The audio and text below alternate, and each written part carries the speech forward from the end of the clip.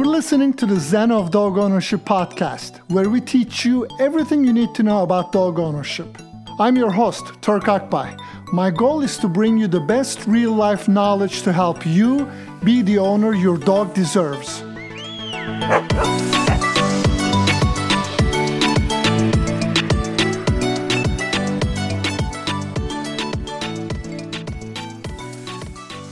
All right, so what I was thinking today, let's talk about socialization. In fact, I think this was your idea.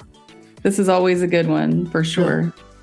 Yeah. I think one of the things is really important for people when we hear people say, oh, my dog is already socialized. They're usually referring to is, I've been around other dogs with my dog. Right. Or they say, my dog is not attacking another dog, so it's socialized. But I think it's a little bit more than that. And let's clarify those things. What do you think? I think that's a great idea and will be super helpful to lots of people. Cool. Should we start with puppies and then move our way back? Yeah, well, why don't you start with just like, what does it mean? What does it look like for a dog to be socialized? What does that mean? Is it an ongoing thing? Is it something that, once the dog's socialized, they're good? So kind of like or is it something that continues for the dog's lifetime? But I think start with, what is socialization? Yeah. Okay. So the way that we want to look at socialization is more than just, hey, my dog is okay with other dogs, but really exposing them from the human's perspective, exposing our dogs to a variety of different things where they understand that it's okay. So socialization means exposing our dogs. It means giving them tools or exposures enough for them to have some self-soothing, teach them how to handle stress and pressure of unknown. That's it. Essentially exposing them to many, many things in a positive influencing way, or in a controlled environment where we can actually positively reinforce the right behavior, and also for us to be able to recognize what stresses our dogs, so then we have some idea of what we're working on. Right. So it's not just, oh, my dog gets along with other dogs, or they do puppy play dates. It's also depending on what people do with their dog. But if they do want to take them out and about, whether it's in a city or, exposing them to other wildlife. So it's socialization in many aspects, not just one-on-one puppies. So like your dog can be under-socialized and being totally freaking out around other dogs. And just because your dog is not attacking other dogs or not running away, people sometimes assume, oh, my dog is okay, but it's not. And your dog is not. By socializing him properly, what we're doing is we're actually give them more tools to deal with what may cause them stress. Right. I think that's great. I think what you said about self-soothing, like dogs really learning, just like people, like we have to learn to self-soothe, and then noticing how your dog handles different stresses, whether it's a train going by or cars or bicycles, things like that. 100%. And in fact, when you think about it, right, a dog and human relationship, 16 years relationship. Right. And in that 16 years, so much will change. We tell people, you don't always assume it, but sometimes we're doing a demo, people living on a condo in downtown. And then we're like, okay, think about 16 years. Are you planning to move out to a house? Yes. Sure. Are you planning to have a child? Yes. Are you going to have a pool? And is your dog going to go deaf? Are you going to have other animals? When you think about those things, it's actually, we want to think in terms of a full lifespan of a dog at an early age, and then we can work it, but it never ends because infinite. I think that's important. Yeah. It doesn't ever end. Yeah. It's something that we're always continuing to work on. So that makes sense for sure. All right. So we're going to talk about today, of course, if you get it, like when you get a puppy, the socialization of the puppy, also, when people have adult dogs, a lot of us adopt dogs that are already older and out of that, prime socialization stage, and then just some different scenarios. So why don't we start with the puppies? Like when we do get a dog from a puppy, kind of Sure. what do we do? Yeah, so it's very funny because there is a contradiction between what we suggest to people and what their vets suggest to people. But Mm, this is what we know based on totally geeking out on dog development. So for dogs, the most critical socialization period, somewhere between 3 to 14, 16 weeks of age. So that's right. when they're really developing their dogness. Let's just say that. And just to help our clients or listener, what we want to think in terms of, I'm going to use analogies. Of course, not every analogy is perfect, but this will kind of help them. First 8 weeks of a dog's life, first 8 weeks is the equivalent of a 1 year of a human development. So if you think about a baby, they can't hold their head up. They don't know what the heck is going on. They don't have opinion. Their brain is working, but they really don't have a lot of things are happening for them as far as the external growth. That's the 8 weeks of a dog's life, first 8 weeks. And if you notice, usually the breeders will let the dogs go in 8 weeks or older. And this is the reason, because the first 8 weeks puppy is absolutely dependent on mom. In Right. 8 weeks of a puppy's life, mom usually stops feeding them, and then they'll start becoming a little bit more socialized, or they start moving around. More So independent. that's the 8 weeks on, 8 to 12 weeks, when the dogs are learning their social skills with their puppy mates, technically speaking. So what that is, almost like a human equivalent of age 2 to 3. So now you're letting your kid play with other kids. They're kind of learning, hey, we don't pull hair, we don't bite our friends. You're kind of learning how to act with other children. And then 12 weeks on, 12 to 16 weeks, when the dogs are getting their fear imprint. And that's, I think, their most important time for them to be socialized. So Right. this is what I was saying earlier. When people call us, they're like, hey, my vet told me I need my 3 sets of shots, but that 3 sets of shots actually coincides with this. So for adjustment of our dogs, humans should be thinking first 14 to 16 weeks, like that's the most critical time where the puppy is just soaking up all the information. Right, right. Okay, so let's say a lot of people get their dogs, especially puppies, between 8 and 12 weeks.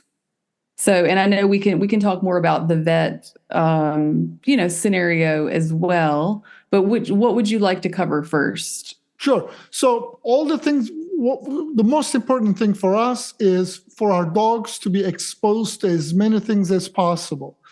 We have a document that we use for service dogs. There's 156 things that we want to hit.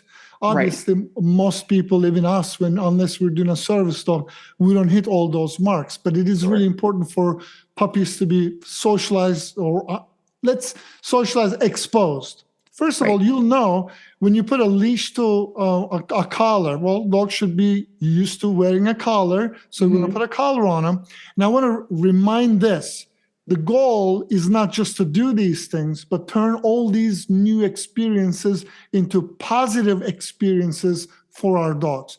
So we're constantly putting these new things, and then peanuts, peanut butter, and a treat, affection, whatever our dog is loving, and we want to expose them in all these things. So put a collar on your dog. Yeah, this is really good. Pet, pet, pet.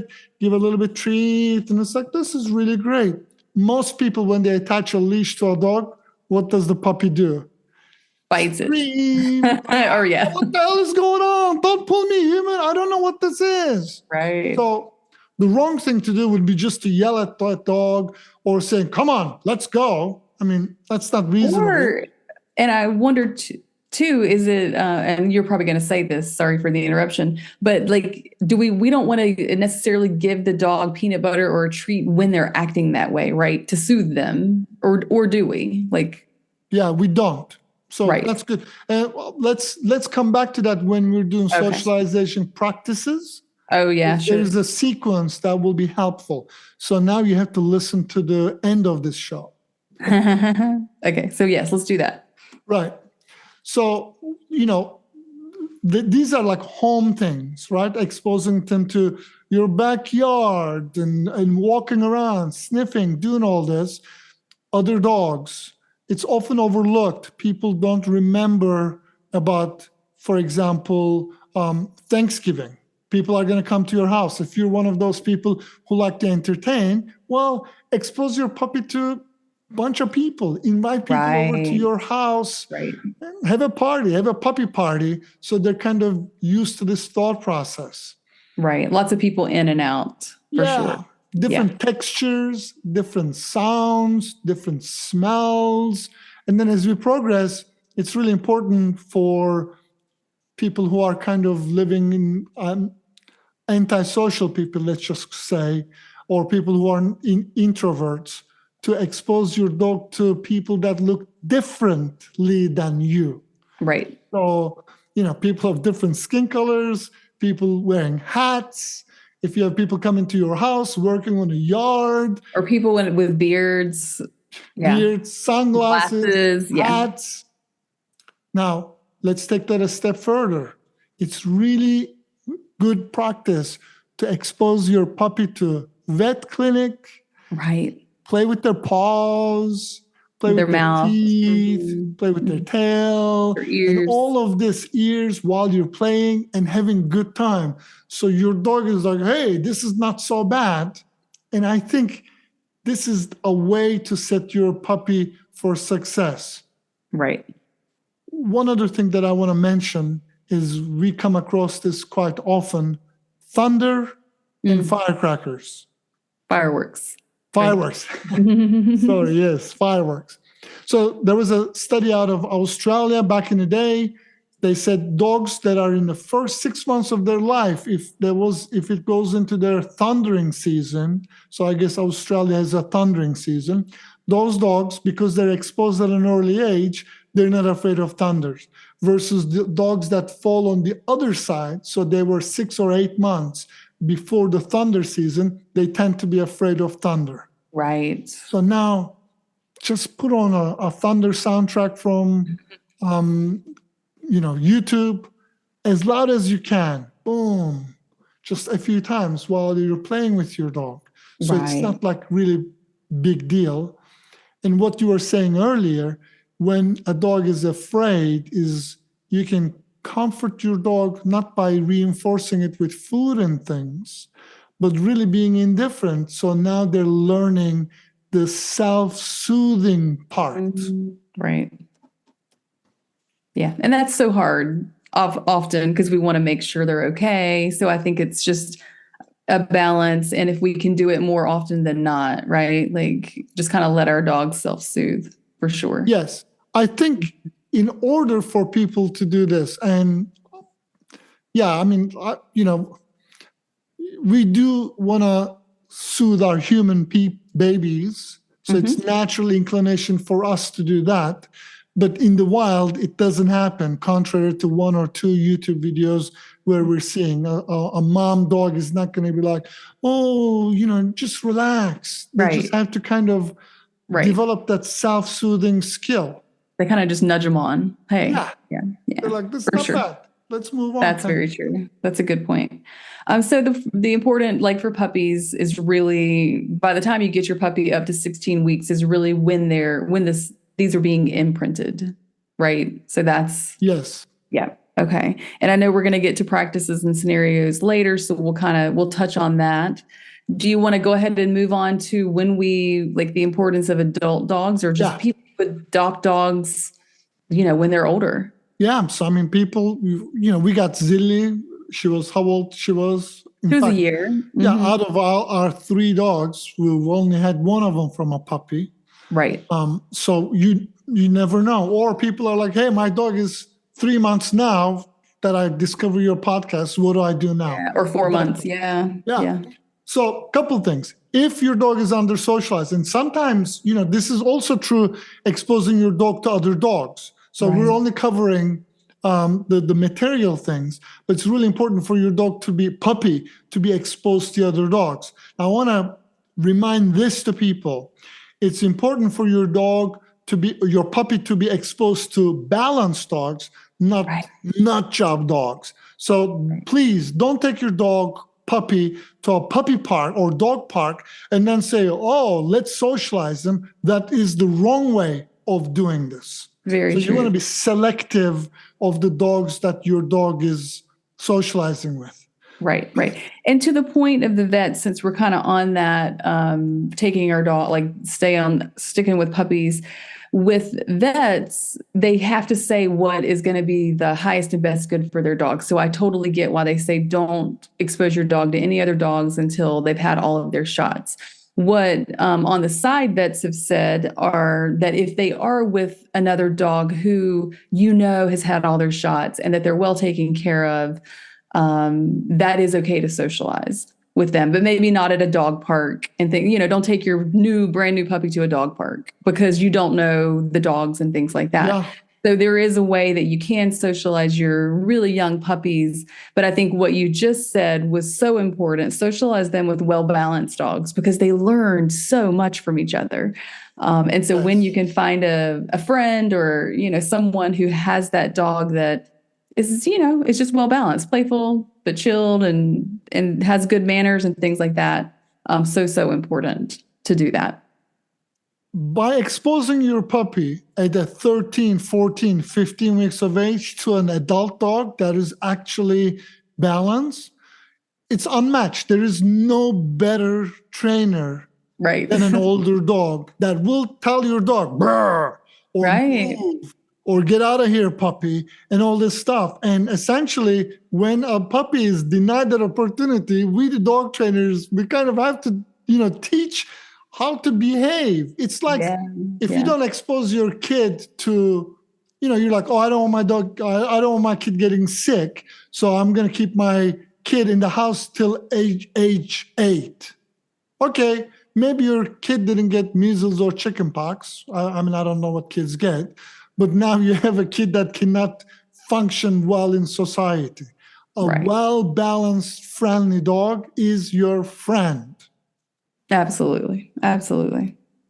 Cool. All right. So what if we, get a dog that's older? What do we do? So now we have a dog that we don't know their background, or maybe they're shy around other dogs. Maybe they're aggressive. They're displaying behaviors we don't know. They're afraid of motorcycles. Right. You name it, you have that issue. Right. So it's slightly different because by its definition, an adult dog that is displaying these behaviors, we already know they were denied the opportunity for the exposure. So that means we know that they don't have good self-soothing and or coping with stress skills. Right. So that's the first thing that we have to identify, because then it's just like telling somebody who's afraid of elevators, hey, don't be afraid of elevators. Well, it takes a little bit more than that. And that's what we're talking about now. The key to the success with exposing an older dog or an adult dog to new things is slow down. Take it easy. And it's important for you to give your dog at least the feeling of having ability to run away. Ah, interesting. So just like us, dogs are dealing with fear in a fight or flight. Once they freeze and say, oh, what the hell is going on? And now they have two options, fight or flight. So if your dog is under socialized and they're tied to you via leash, and now your dog is afraid and they know that they can run faster than you. So essentially, you being tied to your dog is a disadvantage to your dog, and therefore your dog is going to be a lot more stressed than, for say, if the dog was off leash. Because I'm thinking, I'm tied to this slow person. If things go ugly, you're on your own, human. I'm running out. But if I'm tied to the human, then now I have to worry about you and I have to worry about me. So distance and slow approach is going to be, or are they going to be your friends when you're socializing an older dog?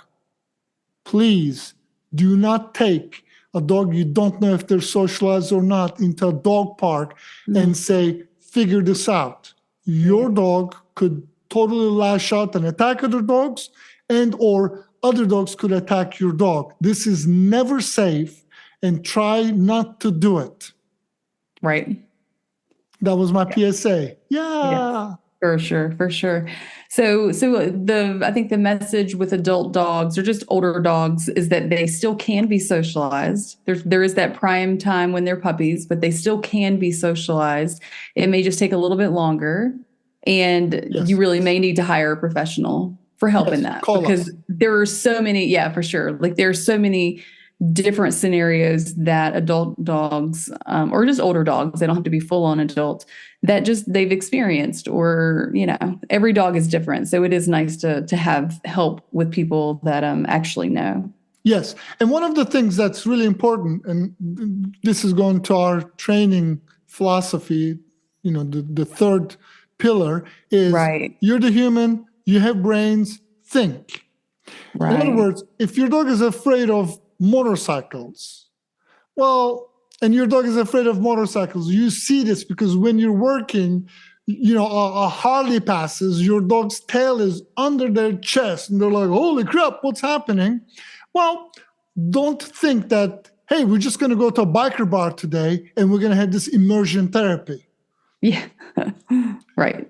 So then, using your brain, what we can say is, okay, what do I want to do? We've done this with dogs that are afraid of motorcycles. And if you're in Charlotte, we have a kind of a biker bar called Max Speed Shop. So we took dogs across the street with a jar of peanut butter. And we're literally sitting there giving dog peanut butter or whatever. And dogs are seeing these motorcycles, freaking out. And we're just calm and relaxed. And dog, and this is what I was saying, has a way out. So they go, if things go ugly, I can go this way, or I can go hide behind a car. So now we can expose our dog in what they perceive to be fearful, but where they are not in danger. So dog is not in danger. It's a fearful situation. All I'm trying to do is give them this opportunity to have a self-soothing skill. Right. I'm not going to go for 2 hours. The idea is not to give a dog a heart attack, but really maybe go there for 10 minutes, expose, turn this into as good as experience as it can be, and then say, I'm going to come back tomorrow, or I'm going to come back next Sunday, and I'm going to spend 15 minutes. And then I'm going to come back the Sunday after, I'm going to spend 30 minutes. And if your dog is not fearful, pay more, play, get physical, and then maybe go into that parking lot and just sit there, but don't force your dog into that motorcycle. And this is true for people.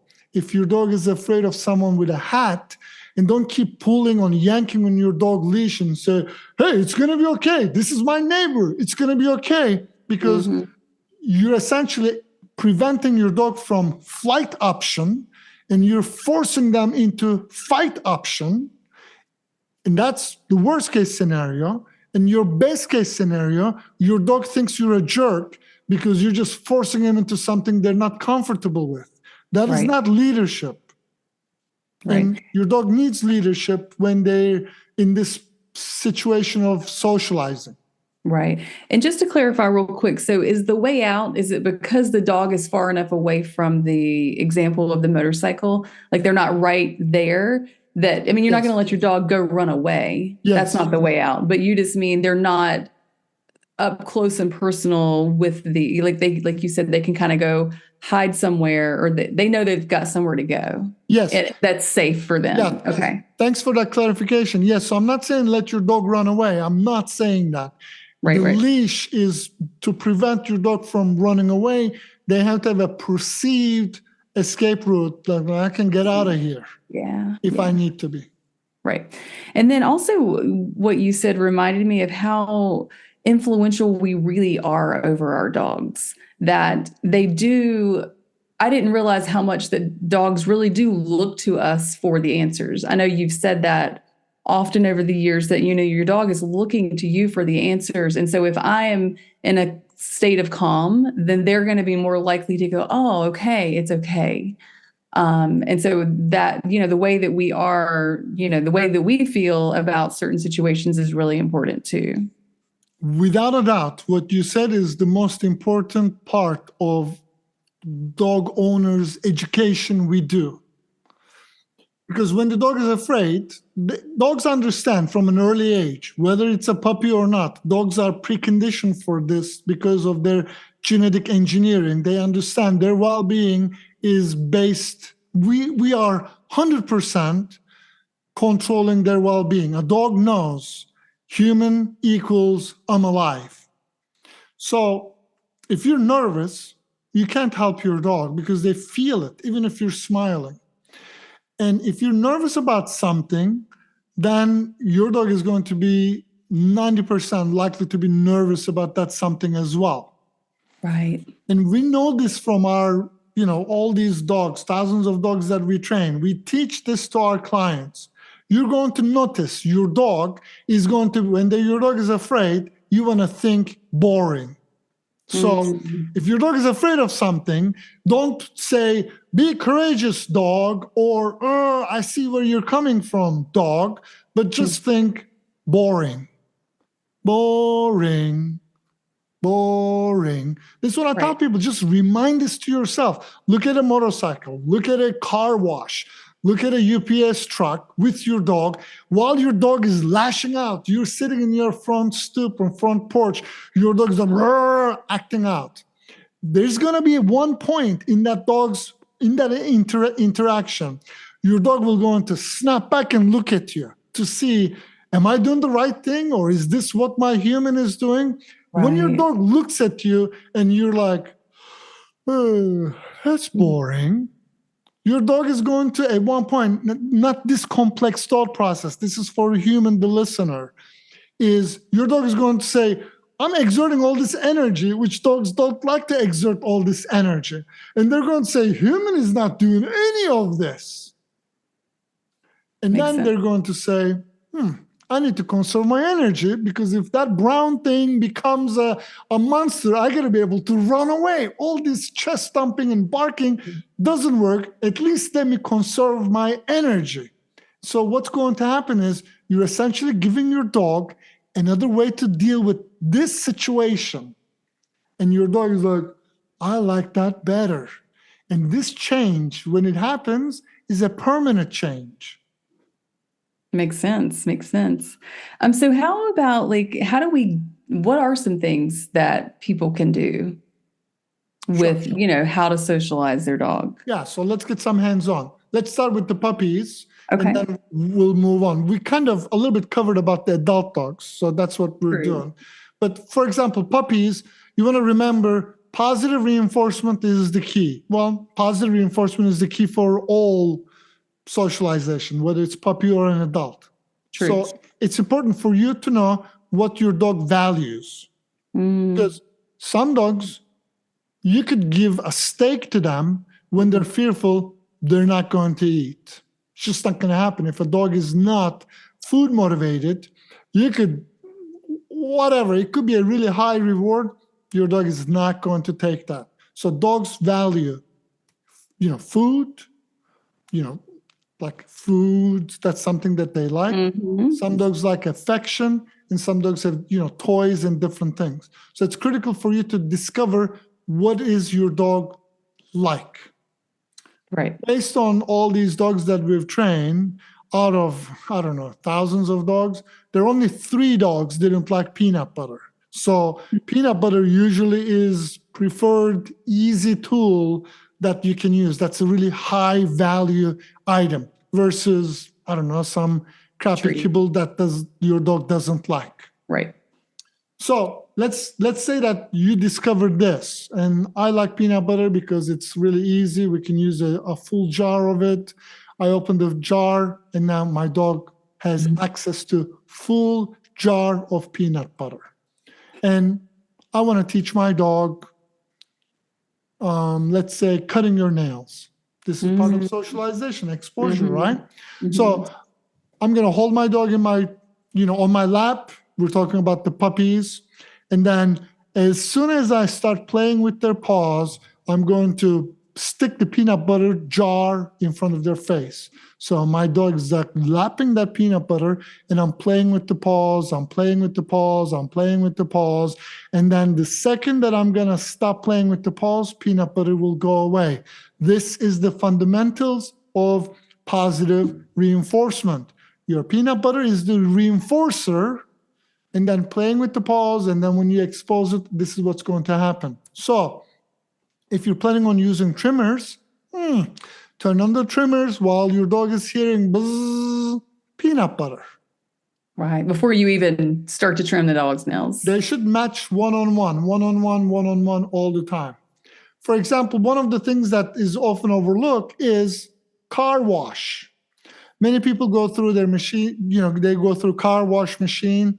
And if your dog has never been for the first 2 years of their life, and now you're there, it's super scary. It's scary. For your dog. So, of course, in a puppy situation, right? Have somebody sitting with the dog while you're going through while you're going through car wash. Give your dog some peanut butter, or pet on your dog, or love on your dog. Say, hey, man, we're having a good time. You're not saying, holy crap, it's normal for you to be scared, although it is. You're like, hey, we're going through car wash. Yeah, let's have fun. And that energy will transfer into your dog just like a kid. Kid falls down, you make a big deal. She's crying, he's crying. If the kid falls, you're like, oopsie daisy. Oh, that was a good tumble. And then they're like, okay, I guess that was normal. And then they move on. Have the same attitude with your dog. I like that. I like that a lot. And there's so many different scenarios that we could get into, but I think the process is very, very similar. Would you say, is there anything that you can think of that would be really different?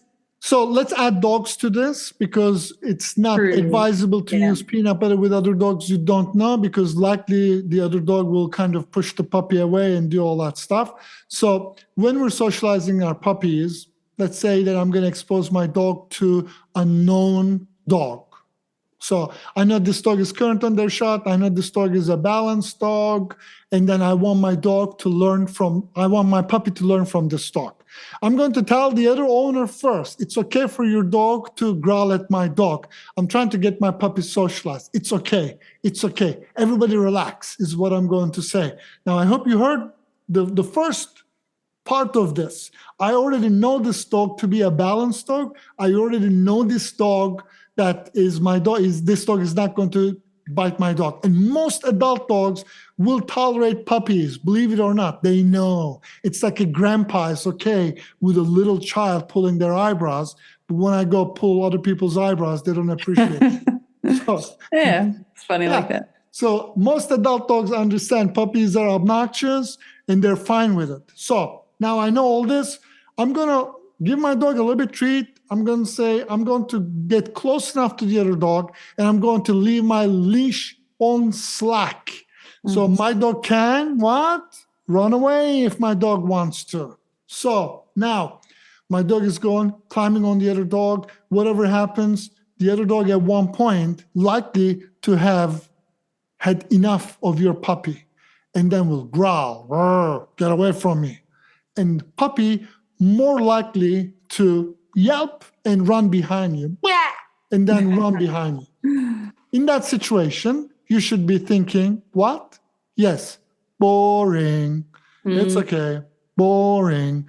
So now your dog is hiding behind your leg, and you're going to notice it's going to peek one head out. It's so maybe cute. Get a little bit closer. My favorite posture of a dog, full body pointing reverse, but their nose is just stretched just a little bit. The dog is going, is this safe? Is this safe? And then we'll take 1 foot, and then 1 more foot, and then back to playing. That's socializing your dog, your puppy, with other dogs. Right.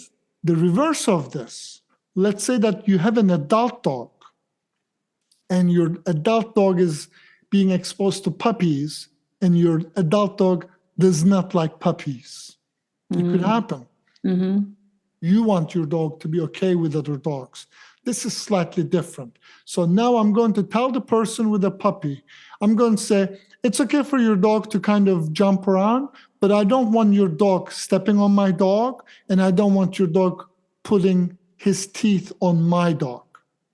Because an adult dog that is not socialized will going to react the way that they're expected, Right. by correcting it harsher, or if they feel they're threatened by a puppy, there could be an opportunity for aggression. So what I would do with an adult dog that is, let's call antisocial, but I know your dog is not antisocial, maybe slightly under-socialized, whatever is the correct term for it.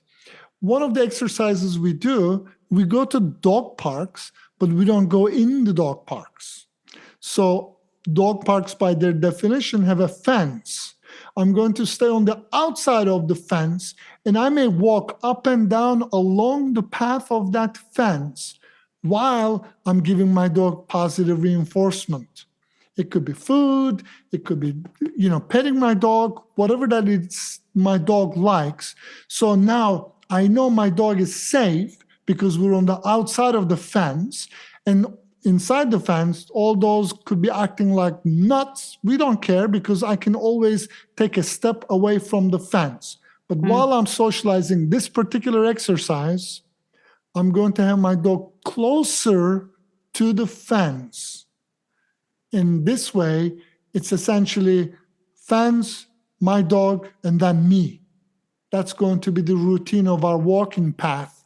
And this way, if my dog feels nervous, I can pull my dog away from the fence, myself with the leash, to re-exert my dominance, not dominance, but to show my dog, hey, I'm going to help you escape. So this will cut down on my dog's stress level. Then, holy crap, I'm squeezed between human and bunch of crazy dogs. Right, right.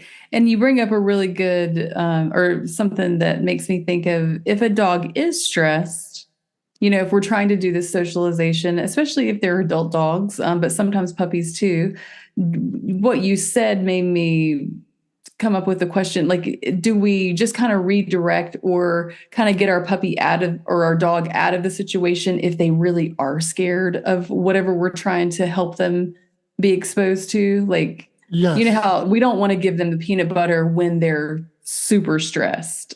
So do we kind of take them away, take them out of the situation and bring them back when they're a little more calm or playful? Like, what would be that scenario? Yeah. So stress and scared are not same emotions.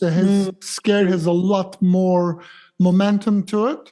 So You're right. When we're teaching our dogs any new behavior, it's always going to be a little bit stressful, and it's important for people to really pay attention to their dog. But yes, if your dog is super stressed, if your dog is scared, that's it. You're done. Just move on to the, next day or next hour. You have to remove your dog. The idea is not to scare the crap out of your dog. Right. The idea is to go 3 feet deep pool. If learning to swimming analogy, you don't go from 3 feet to 10 foot. You're going to go, let's go to 4 feet. Now I'm a little bit on my tippy toes or whatever. And when I'm comfortable, I'm going to go to the 5 feet, or not before that. Socialization requires human to plan, using our brains to go, okay, this Saturday, I'm going to socialize my dog in a car wash, motorcycles, people with hats, and other dogs. Right. You can do all this in 2 hours. Right. I know. And I think, our society, we're such instant gratification people, but I just want to say that if we do take the time to do this up front, where it does take a little more time and effort, that, our dogs do live 15, 16, sometimes more years. And so it just makes it in the long run, it's so much better for our relationship with our dog as well as for our dog's well-being. Yes, but as a dog trainer, it's better for me, a lot more money for us, if you don't socialize your dog. So part of me say, come on now.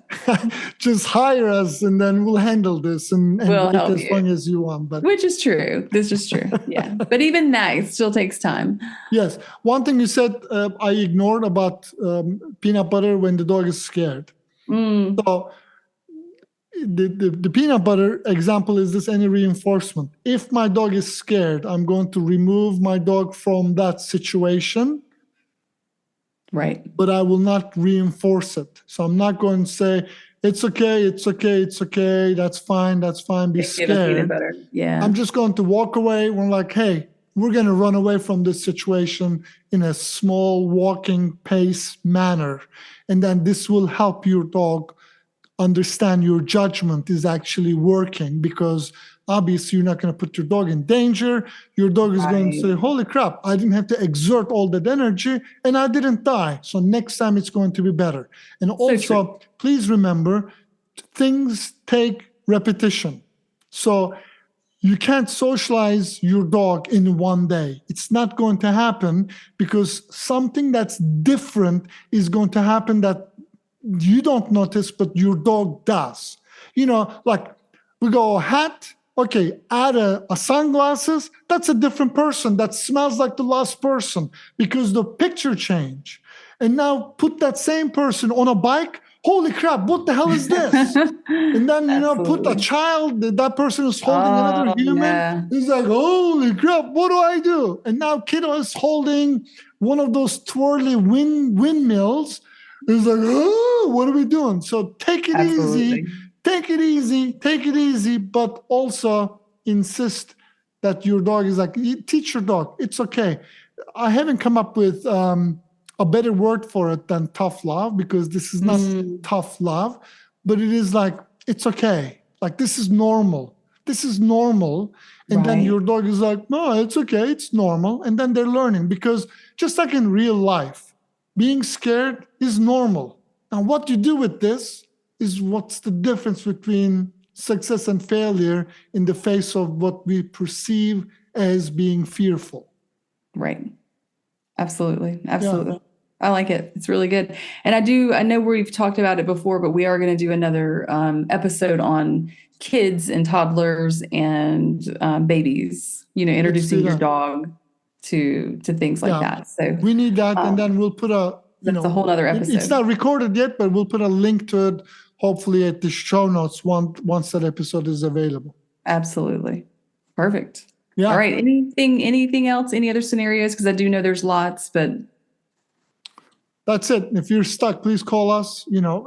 Some things do require professional dog training. Absolutely. We work with dogs that were super submissive. Now, these type of dogs, in general, rule of thumb, is you will need special dog, you will have to hire a professional dog trainer. It will make your life easier. Right. So dogs that are separated from their mom too quickly, so where they're super fearful. I'm not talking about a little bit anxiety, a lot of anxiety. Usually dogs that come from puppy mills, and more places are banning puppy mills, but we know from the dogs that we work with, dogs that come from puppy mills or dogs that are born in captivity, meaning you rescue a dog and, it was a mom dog was abandoned and puppies were born in captivity in a shelter. So these dogs didn't get any of this exercise. They didn't get any of these socialization skills. You want to hire a professional to help you with these dogs. If your dog has a high level of anxiety towards certain type of people, again, hats, people of color, women, children, other dogs, where you're seeing like your dog is showing full teeth, that's going to be a little bit above your pay grade. You want to hire professional dog trainers to help you and assist you on these things to make your life a little bit easier. So, we're here. Contact us. This podcast and our website, we have a lot of solutions, but some of the things are going to be too hard. So don't be afraid to ask for help, because it is available. Perfect. Very good. So let's wrap it up. Are you good? I'm good. That's perfect. I'm Turk. I'm Jill. And this is Zen of Dog Ownership Podcast. This is created for you. Have a nice day, everyone. Thank you.